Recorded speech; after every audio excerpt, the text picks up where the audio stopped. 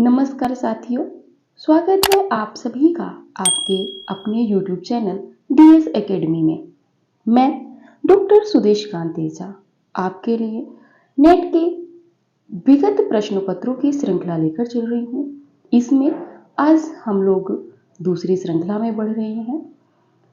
इससे नेट की परीक्षा देने जा रहे हैं जो आगामी परीक्षा होगी विद्यार्थियों के लिए ये सुविधा होगी कि आपको परीक्षा के पैटर्न का या किस तरह के प्रश्न पूछे गए हैं अभी तक इसका अनुमान आपको पहले से लग जाएगा। तो आपने यदि अपने चैनल को अभी तक सब्सक्राइब नहीं किया है तो सब्सक्राइब कर लीजिए, साथ में लाइक भी कीजिएगा और किसी प्रश्न में अगर दुविधा है तो कमेंट भी ज़रूर कीजिएगा। तो चलिए चलते हैं हम आज के अपने प्रश्न की ओर। आज का प्रश्न है कि निम्नलिखित में से इतिहास दर्शन से मूलतः संबंधित विचारक हैं। आपको बताना है कि निम्नलिखित में से इतिहास दर्शन से मूलतः संबंधित विचारक कौन से हैं। विकल्प हैं वोल्टेयर, हीरोडोटस, विको या कांट। तो इसमें जो आपका सही विकल्प होगा वो होगा विकल्प नंबर 1। जो वोल्टेयर हैं वो मूलतः इतिहास दर्शन से संबंधित विचारक हैं। इन्होंने ही इतिहास दर्शन शब्द का प्रयोग सबसे पहले किया था। चलिए चलते हैं अगले प्रश्न की ओर। अगला प्रश्न है कि निम्नलिखित में से यह कथन है इष्टाभिधे वक्रोक्तिरिष्टा वाचामलंकृतिः किसका है। आपको बताना है कि इष्टाभिधे वक्रोक्तिरिष्टा वाचामलंकृति ये कथन किस आचार्य ने दिया है। पहला है आचार्य भामा, दूसरा है दंडी, तीसरा है उद्भट और चौथा है वामन।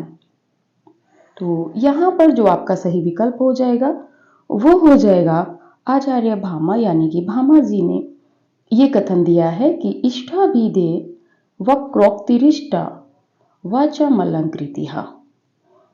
और इन्होंने ही भामा जी ने वक्रोक्ति का जो प्रयोग है वो व्यापक अर्थ में किया है। और इनका मानना है कि बिना काव्य ने रहकर वार्ता रह जाता है, यानी कि वक्रोक्ति यदि काव्य में ना हो तो जो काव्य है वो काव्य ना रहकर सिर्फ एक वार्ता यानी कि चर्चा का विषय ही रह जाता है। ऐसा कहने वाले आपके भामा जी हैं। चलते हैं अगले प्रश्न की ओर। आपका अगला प्रश्न है आचार्य शुक्ल ने हिंदी साहित्य का इतिहास में देव के कितने ग्रंथों का उल्लेख किया है। तो यहाँ पे आपको बताना है कि रामचंद्र शुक्ल जी का जो हिंदी साहित्य का इतिहास ग्रंथ है उसमें उन्होंने जो रीतिकालीन कवि देव हैं उनके कितने ग्रंथों का उल्लेख किया है। तो विकल्प हैं 22, 23, 24 या 25। तो यहाँ पर जो आपका सही विकल्प हो जाएगा विकल्प नंबर 2, यानी कि 23 ग्रंथों का देव के उल्लेख किया है। बता दें जो देव हैं इन्होंने आपके जो छल नामक जो संचारी भाव है उसकी भी कल्पना की है। संचारी भाव की कल्पना की है देव ने। ठीक है, बढ़ते हैं अगले प्रश्न की ओर।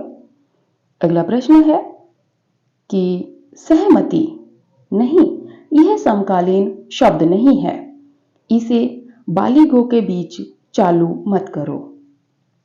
ये पंक्तियां किस कविता से हैं।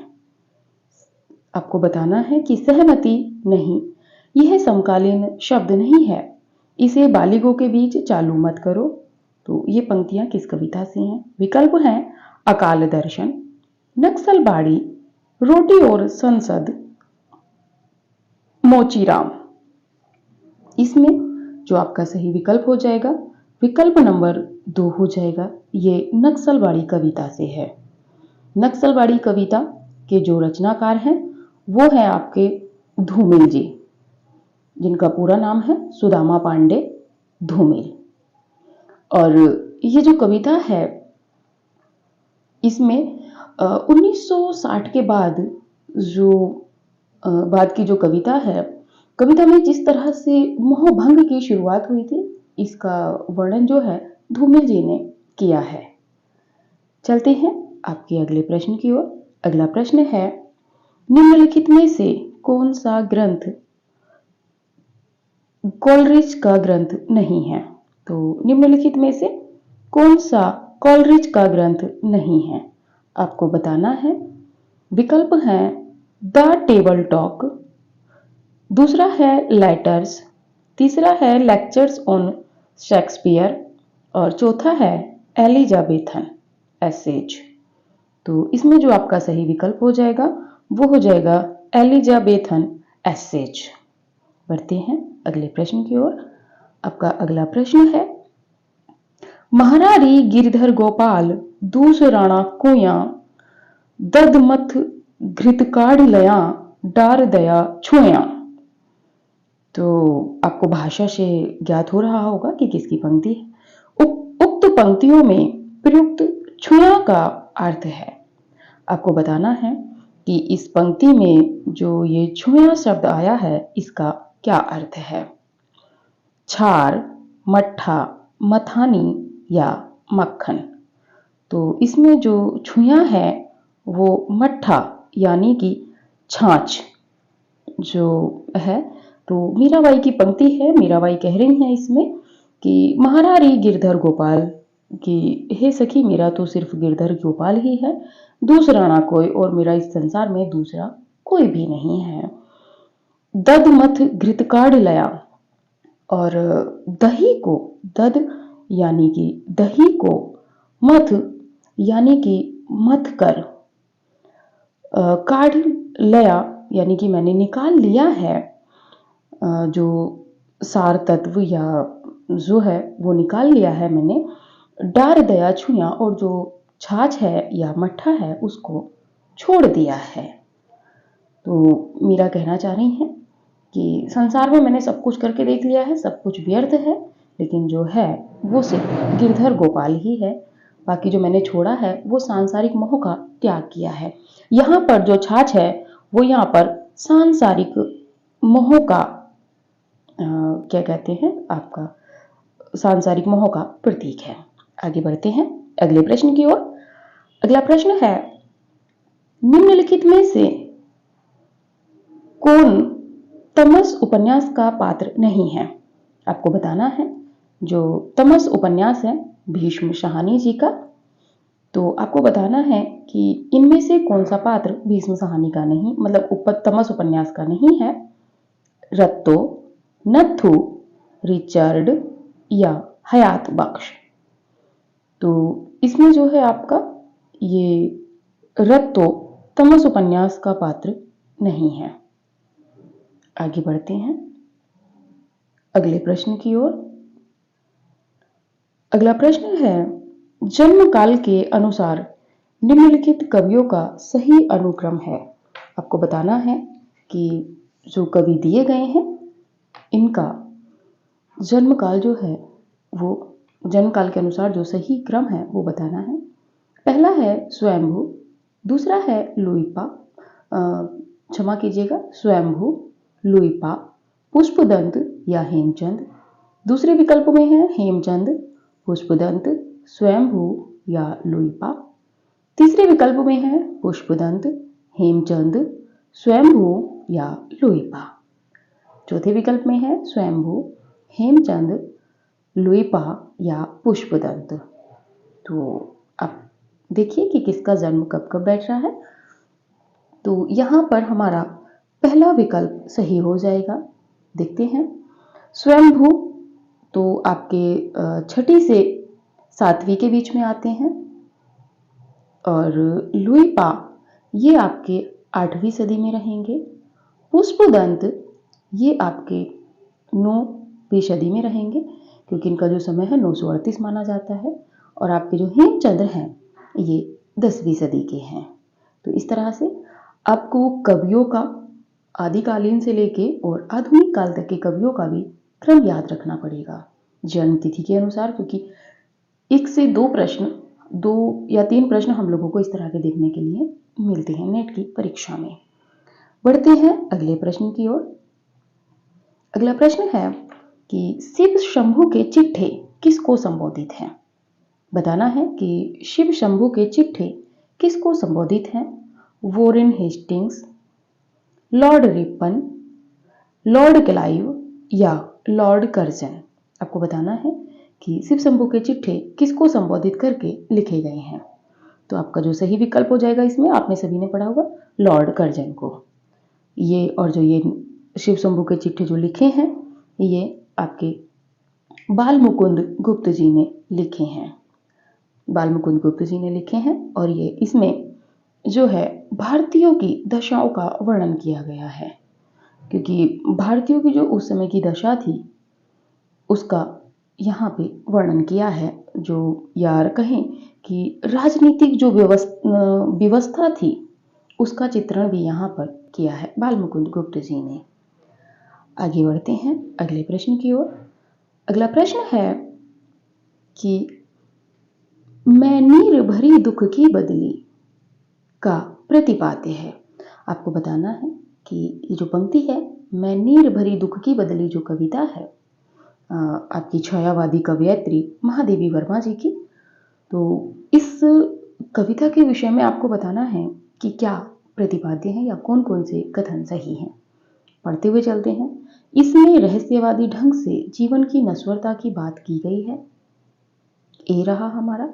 बी है, इसमें स्त्री के सामाजिक प्रदय और श्रेय को रेखांकित किया गया है। तीसरा है, स्त्री का सुख दुख, स्त्री का जीवन दुख में ही बीतता रहा है। डी है, स्त्री अपने आंसुओं को व्यर्थ नहीं जाने देती है, वह उसी से नया सृजन करती रहती है। आपको बताना है, नीचे दिए गए विकल्पों में से सही उत्तर का चयन कीजिए। तो ए विकल्प, पहला विकल्प है ए और सी, दूसरा विकल्प है बी और डी, तीसरा विकल्प है ए और बी, चौथा विकल्प है सी और डी। तो आपको इसमें सही का चयन करना है। मैं नीर भरी दुख की बदली जो कविता है उससे संबंधित कौन कौन से कथन आपके सही बन रहे हैं। तो यहाँ पर देखते हैं जी, पहला देखते हैं, इसमें रहस्यवादी ढंग से जीवन की नश्वरता की बात की गई है। तो ऐसा नहीं है, नश्वरता की बात नहीं की है, रहस्यवादी पंक्तियां हैं, कविता है। दूसरा विकल्प देखते हैं तो ये आपका गलत हो जाता है। दूसरा है, इसमें स्त्री के सामाजिक प्रदय और श्रेय को रेखांकित किया गया है। तो देखिए यहाँ पे ये मैं नीर भरी दुख की बदली जो कविता है उसमें थोड़ा भाव है सामाजिक, लेकिन पूर्ण रूप से स्त्री का ही नहीं है। तो ये भी आपका गलत हो जाता है। बचता है, स्त्री का जीवन दुख में ही बीतता रहा है। हाँ, मैं नीर भरी दुख की बदली, जो मतलब मैं आंसू से भरी हुई हूँ, तो ये भी आपका सही हो जाता है। और विकल्प को देखते हुए, स्त्री अपने आंसुओं को व्यर्थ नहीं जाने देती है, वह उसी से नया सृजन करती रहती है। क्योंकि स्त्री यदि दुखी होती भी है तो भी वो अपने काम के प्रति सजग रहती है और कुछ ना कुछ नया उत्थान करने की उसकी मंशा रहती है। तो इस कविता के माध्यम से जो है सी और डी सही है, यानी कि आपका चौथा विकल्प सही है। बढ़ते हैं आज के अगले प्रश्न की ओर। अब आपका अगला प्रश्न है कि आज का हिंदी निबंध साहित्य अधिकांश में आलोचना की ओर दौड़ा जा रहा है। दौड़ा जा रहा है। आजकल आचार्यत्व की चाह रीतिकाल से भी कुछ बढ़ी चढ़ी है, यह कथन किसका है? आपको बताना है कि आज का हिंदी निबंध साहित्य अधिकांश में आलोचना की ओर दौड़ा जा रहा है। आजकल आचार्यत्व की चाह रीतिकाल से भी कुछ बढ़ी चढ़ी है, यह कथन किसका है?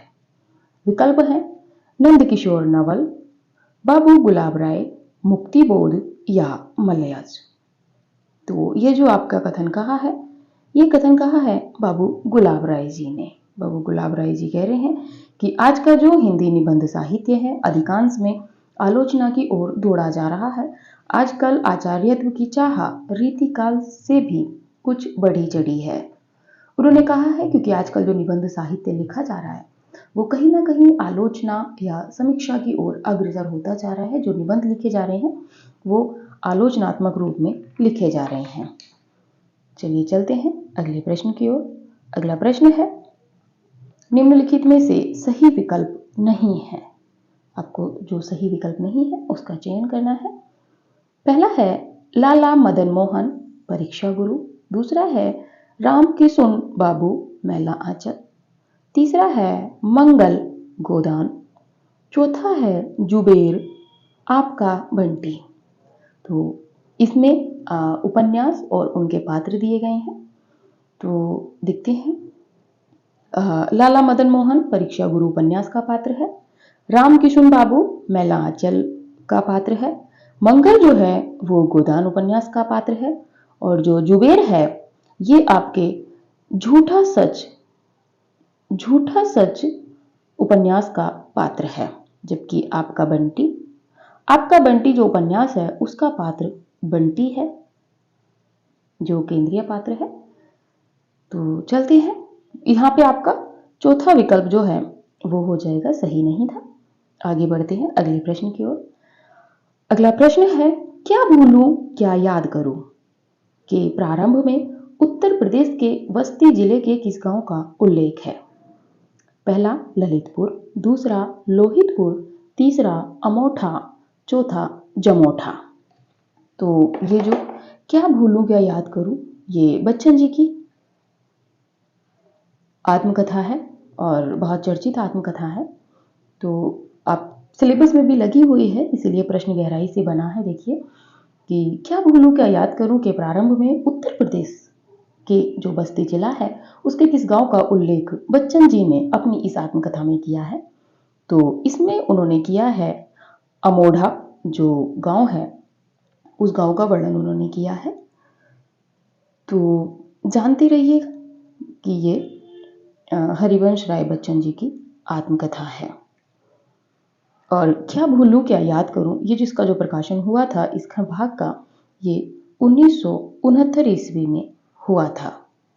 वैसे इनकी जो आत्मकथा है वो है ये 69 में हुआ था और इस रचना पर सरस्वती सम्मान मिल चुका है।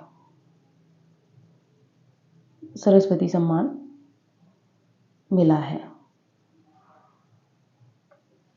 चलिए बढ़ते हैं अगले प्रश्न की ओर। अगला प्रश्न है, कबीर कूताराम का मुतिया मेरा नाऊ, गले राम की जेवड़ी, जित खींचे तित जाऊं। इस दोहे में किस तरह की मानसिकता व्यक्त हुई है? पहला है आत्मसमर्पण, दूसरा है मान, तीसरा है दीनता, चौथा है कुंठा। तो ये जो पंक्ति है, कबीर कूताराम का मुतिया मेरा नाऊ, गले राम की जेवड़ी, जित खींचे तित जाऊं। तो इसमें जो है आत्मसमर्पण, यानी कि जो कबीर है, कबीर कह रहे हैं कि कबीर कुत्ता, यानी कि मैं कुत्ता जो हूँ वो राम का हूँ, मुतिया मेरा नाऊ, और मतलब पूर्ण रूप से इसमें जो है वो अपने को समर्पित कर रहे हैं राम के लिए, कबीरदास जी। आगे बढ़ते हैं अगले प्रश्न की ओर। अगला प्रश्न है, निम्नलिखित रचनाकारों का जन्म अनुसार सही अनुक्रम है। आपको बताना है कि रचनाकार जो नीचे दिए गए हैं उनका जन्म के अनुसार जो है सही क्रम कौन सा उचित होगा। तो देखते हैं। पहला है बालमुकुंद गुप्त, अध्यापक पूर्ण सिंह, रामदरस मिश्र या विवेकी राय। दूसरे में है विवेकी राय, बालमुकुंद गुप्त, अध्यापक पूर्ण सिंह, रामदरस मिश्र। तीसरा है अध्यापक पूर्ण सिंह, बालमुकुंद गुप्त, रामदरस मिश्र या विवेकी राय। चौथा विकल्प है विवेकी राय, रामदरस मिश्र, अध्यापक पूर्ण सिंह, बालमुकुंद गुप्त। आपको जन्म के अनुसार लगाना है, तो चलिए लगाते हैं। बालमुकुंद गुप्त का जो समय है वो है 1865 ईस्वी। अध्यापक पूर्ण सिंह का जो समय है 1881 ईस्वी है। जो रामदरस मिश्र जी हैं उनका 1924 है, और जो विवेकी राय हैं उनका भी 1924 है। यहाँ पर आकर हम लोग फंस गए हैं, इसीलिए हमें जो एग्जैक्ट तिथि है, जो वास्तविक सही तिथि है महीने के अनुसार, वो देखनी होगी। तो यहाँ पर जो रामदरस मिश्र जी का है वो होगा 15 अगस्त 1924, और यहीं पे जो विवेकी राय हैं इनका होगा 19 नवंबर, इनका 19 नवंबर 1924 होगा, और रामदरस मिश्र जी का 15 अगस्त 1924 होगा। तो यहाँ पे आपका पहला क्रम ही सही है, लेकिन साथियों ध्यान दीजिएगा, सिर्फ एक मतलब महीनों की तिथि से ही दो के सन एक साथ रखी है, तो आयोग कितना कठिन स्तर का प्रश्न बना रहा है, सभी को ध्यान में रखते हुए आप अपनी तैयारी को आगे बढ़ाइएगा। चलते हैं अगले प्रश्न की ओर। अगला प्रश्न है कि निम्नलिखित में से असंगत विकल्प का चयन कीजिए। आपको जो गलत विकल्प है उसका चयन करना है। पहला है केशव की काव्य कला, कृष्ण शंकर शुक्ल। दूसरा है गुप्त जी की कला, सत्येंद्र। तीसरा है पद्माकर की काव्य साधना, अखोरी गंगा प्रसाद सिंह। चौथा है प्रसाद की काव्य साधना, नामवर सिंह। तो रचनाएं हैं और उनके रचनाकार हैं, कहीं तो आलोचना और आलोचककार हैं। तो इसमें जो सही है, मतलब इसका जो विकल्प असंगत है वो फोर्थ विकल्प है। प्रसाद की काव्य साधना, ये जो रचना है ये रामनाथ लाल सुमन जी की है। रामनाथ लाल सुमन जी की ये रचना है, नामवर जी की नहीं है। आगे बढ़ते हैं अगले प्रश्न की ओर। अगला प्रश्न है कि महादेवी वर्मा के संबंध में रामचंद्र शुक्ल की क्या स्थापनाएं हैं। आपको बताना है कि जो शुक्ल जी हैं उन्होंने महादेवी वर्मा के संबंध में कौन सी स्थापनाएं अपने इतिहास ग्रंथ में की हैं। यहाँ पर जो स्थापनाएं हैं ये उनके इतिहास ग्रंथ, आपका हिंदी साहित्य का जो इतिहास है उससे ही प्रश्न है ये, इसीलिए आपको इसको भी अच्छे से पढ़ना होगा। तो देखते हैं स्थापनाएं। ए, महादेवी के गीतों का मूल आधार मिलन सुख है। बी, छायावादी कवियों में महादेवी वर्मा ही रहस्यवाद के अंतर्गत है। सी, महादेवी के गीतों में अनूठी व्यंजना है। डी, महादेवी के गीतों में वास्तविक अनुभूतियां हैं, रमणीय कल्पना नहीं। नीचे दिए गए विकल्पों में से सही उत्तर चुनिए। विकल्प देखते हैं। पहला ए और बी, दूसरा बी और सी, तीसरा सी और डी, चौथा बी और डी। तो देखते हैं पुनः कि महादेवी के गीतों का मूल आधार मिलन सुख है, नहीं, इनका तो विरह है, विरह है, मिलन सुख नहीं है। तो ये आपका गलत हो जाता है पहला, बी ए वाला। बी वाला देखते हैं। छायावादी कवियों में महादेवी वर्मा ही रहस्यवाद के अंतर्गत हैं। हाँ, जो सबसे ज्यादा जो रहस्यवाद है वो महादेवी वर्मा के काव्य में ही मिलता है। सी है, महादेवी के गीतों में अनूठी व्यंजना है। एक अलग अनुभूति हमें उनके काव्य को पढ़कर होती है, और उस अनूठी व्यंजना उनके गीतों में जो रहस्यानुभूति की जो व्यंजना है उसी के कारण इनको आधुनिक युग की मीरा कहा गया है। तो हमारा सी विकल्प भी सही है। डी भी देख लेते हैं संतुष्टि करने के लिए। महादेवी के गीतों में वास्तविक अनुभूतियां हैं, रमणीय कल्पना नहीं।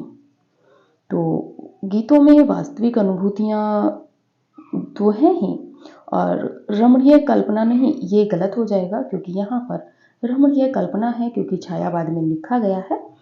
तो इसीलिए आपका जो विकल्प है बी और सी सही है, यानी कि दूसरा विकल्प आपका सही है। बढ़ते हैं अगले प्रश्न की ओर। अगला प्रश्न है, बाणभट्ट की आत्मकथा उपन्यास के पात्र हैं। ए, राजकुमारी चंद्रदती, बी, सुचरिता, सी, पत्रलेखा, डी, ऋतंबरा। तो आपको बताना है, नीचे दिए गए विकल्पों में से सही उत्तर का चयन करना है।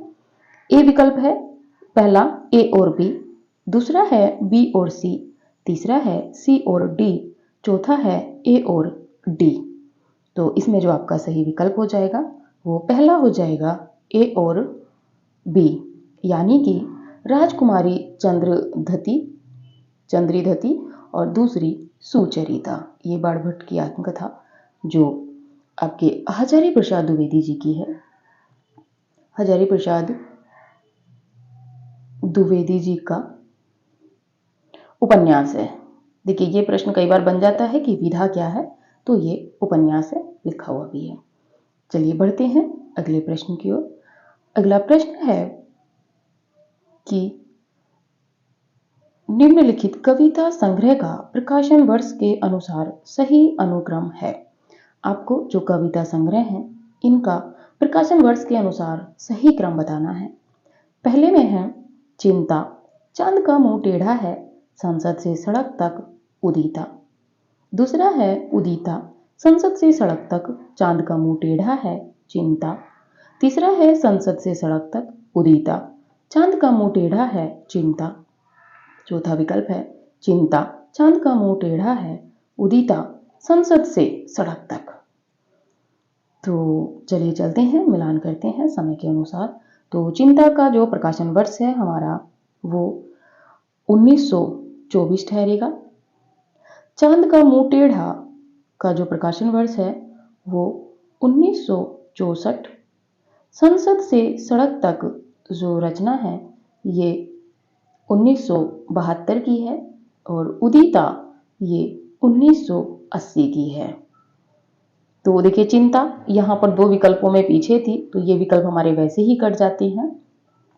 चिंता, चांद का मुंह टेढ़ा, ये और ये थोड़ा सा सही हो रहा था, लेकिन जो पूर्ण रूप से सही है वो विकल्प आपका पहला सही है।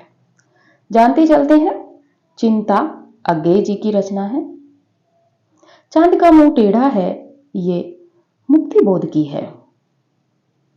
और संसद से सड़क तक अभी हम लोग पढ़ चुके हैं, धूमिल की है। और उदिता जो है ये शमशेर बहादुर सिंह की है। शमशेर बहादुर सिंह की ये रचना है। चलते हैं अगले प्रश्न की ओर। अगला प्रश्न है, मेरी तिब्बत यात्रा की भाषा शैली की विशेषताएं क्या हैं? ए भावपरक, बी संस्कृत निष्ठ तर्कपूर्ण, सी युग विशेष का आभास देने वाली और डी चिंतन प्रधान। तो नीचे दिए गए विकल्पों में से सही उत्तर का चयन कीजिए। पहला विकल्प बी और सी, दूसरा ए और बी, तीसरा ए और डी, चौथा सी और डी। तो जो मेरी तिब्बत यात्रा ये राहुल सांकृत्यायन जी की है, तो आप उसी के अनुसार बताइए कि कौन सा विकल्प सही है। तो इसमें जो आपका सही होगा वो होगा बी और सी, यानी कि ए विकल्प। संस्कृत निष्ठ तर्कपूर्ण भाषा भी है और युग विशेष का आभास देने वाले भी है, क्योंकि चीन, नेपाल, चीन जैसे कई शब्दों में है चांगचू, ये शब्द बहुत ज़्यादा इसमें प्रयोग हुए हैं। और ये एक यात्रा वृतांत है, इनका यात्रा वृतांत है। चलिए चलते हैं अपने अगले प्रश्न की ओर। अगला प्रश्न है, चंपा द्वीप किस कहानी में आया है? सभी सहपाठियों ने पढ़ी होगी, बहुत अच्छी कहानी है। तो पहला दुलाई वाली, दूसरा यहाँ पे मिसप्रिंट हो गया है, यहाँ पर है पिता, तीसरा आकाशदीप, चौथा गैंग्रीन। तो आपको बताना है कि चंपादीप जो है किस कहानी में आया है। तो आप सभी जानते हैं, आकाशदीप जो कहानी है प्रसाद जी की, यानी कि जयशंकर प्रसाद जी की, उस कहानी में आकाशदीप आया है। तो चलते हैं अगले प्रश्न की ओर। अगला प्रश्न है कि निम्नलिखित में से सही विकल्प नहीं है। आपको बताना है कि इनमें कौन सा विकल्प सही नहीं है। पहला विकल्प है राजशेखर काव्य मीमांसा, दूसरा भट्टनायक हृदय दर्पण, तीसरा विश्वनाथ साहित्य दर्पण, चौथा अभिनव गुप्त नाट्यशास्त्र। सभी सहपाठी पकड़ गए होंगे, इसमें जो है चौथा विकल्प सही नहीं है, क्योंकि नाट्यशास्त्र जो है वो भरत मुनि की रचना है और अभिनव गुप्त की जो रचना है अभिनव भारती है। स्पष्ट है? आगे बढ़ते हैं अगले प्रश्न की ओर। अगला प्रश्न है हमारा, उस युवती के प्रति मेरे मन में जो प्रेम और श्रद्धा है वह ऐसी है कि अगर मैं उसकी ओर वासना से देखूं तो आंखें फूट जाएं। उपर्युक्त संवाद गोदान उपन्यास के किन दो पात्रों के बीच हुआ है?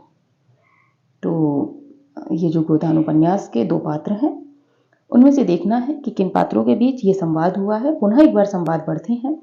उस युवती के प्रति मेरे मन में जो प्रेम और श्रद्धा है वह ऐसी है कि अगर मैं उसकी ओर वासना से देखूं तो आंखें फूट जाएं। विकल्प देखते हैं।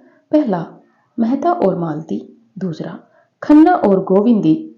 तीसरा, मिर्जा खुर्शीद और मेहता। चौथा, राय अमरपाल सिंह और मालती। तो ये जो गोदान उपन्यास के पात्र हैं इसमें जो मेहता होते हैं और जो मालती पात्र हैं इन दोनों के बीच ये संवाद हुआ है। और ये गोदान आप सभी लोग जानते हैं प्रेमचंद जी का है और 1936 की रचना है। आगे बढ़ते हैं अगले प्रश्न की ओर। अगला प्रश्न है, नागमती वियोग खंड से संबंधित सही तथ्य हैं। आपको बताना है नागमती वियोग खंड जो है तो जो पद्मावत का उसके संबंध में कौन से सही तथ्य हैं। ए तथ्य है यह बारहमासा शैली में लिखा गया है। बी, बारहमासा की शुरुआत जायसी ने की। सी, जायसी ने जेठ आषाढ़ी नामक 13वें महीने का उल्लेख किया है। डी, नागमती के आंसुओं से सारी सृष्टि भीगी हुई जान पड़ती है। नीचे दिए गए विकल्पों में से सही विकल्प है। पहला ए और बी, दूसरा ए और सी, तीसरा ए और डी, चौथा बी और सी। तो इसमें जो आपका सही विकल्प होगा चलिए देख लेते हैं थोड़ा सा। यह बारहमासा शैली में लिखा गया है। ठीक है, नागमती वियोग खंड में बारहमासा का वर्णन किया गया है या उसमें शैली मिलती है। दूसरा है बारहमासा की शुरुआत जायसी ने की। नहीं, ये गलत हो जाएगा हमारा। बारहमासा की शुरुआत जायसी ने नहीं की है। तीसरा है जायसी ने जेठ आषाढ़ी नामक 13वें महीने का उल्लेख किया है। ऐसा नहीं है, महीने 12 ही है और इन्होंने भी 12वें महीने का उल्लेख किया है। डी, नागमती के आंसुओं से सारी सृष्टि भीगी जान पड़ती है, क्योंकि नागमती का जो वीर्य वर्णन है वो कितना अति संयुक्ति अति युक्ति पूर्ण है, आप सबने पढ़ा होगा। तो इसीलिए इसमें जो हमारा विकल्प सही हो जाएगा वो हो जाएगा ए और डी विकल्प सही, यानी कि तीसरा विकल्प हमारा सही है। बढ़ते हैं आज के अंतिम प्रश्न की ओर। आज का हमारा अंतिम प्रश्न है, इधर वह कविता मेरा पिंड नहीं छोड़ रही थी। अगर वह कविता भावावेशपूर्ण होती तो एक बार उसकी आवेशात्मक अभिव्यक्ति हो जाने पर मेरी छुट्टी हो जाती।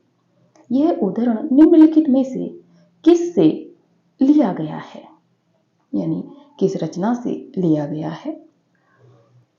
पुनः कथन लेते हैं एक बार। इधर वह कविता मेरा पिंड नहीं छोड़ रही थी।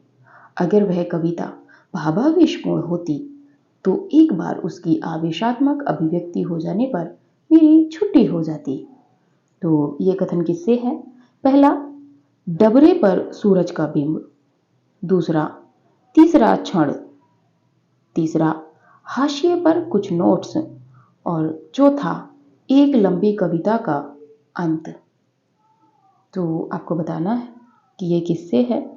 तो ये जो उदाहरण है ये एक लंबी कविता का अंत से है। और ये जो एक लंबी कविता का अंत है, देखिए बहुत गहराई से प्रश्न है। ये एक लंबी कविता का जो अंश है ये मुक्तिबोध की जो डायरी है, एक साहित्यिक की डायरी, उससे एक साहित्यिक की डायरी का जो है ये जो शीर्षक हैं, डायरी के जो शीर्षक हैं उससे उस शीर्षक का नाम है। और ये डायरी कब की है? 1963 की। तो आशा करते हैं सभी सहपाठियों को वीडियो पसंद आया होगा। नवीन तथ्यों के साथ में जानकारियाँ हैं। तो यदि आपको नवीन जानकारी मिल रही है, आप अपने चैनल को शेयर कीजिए, सब्सक्राइब कीजिए, ताकि आने वाले नए वीडियो का नोटिफिकेशन आपको जल्दी मिल जाए और आप अपनी तैयारी को देख सकें कि कहाँ-कहाँ या किस प्रकार के प्रश्नों की तैयारी हमने नहीं की है, तो आप वीडियो के माध्यम से रिवीजन कर सकें। तो सभी का धन्यवाद। नमस्कार सभी को।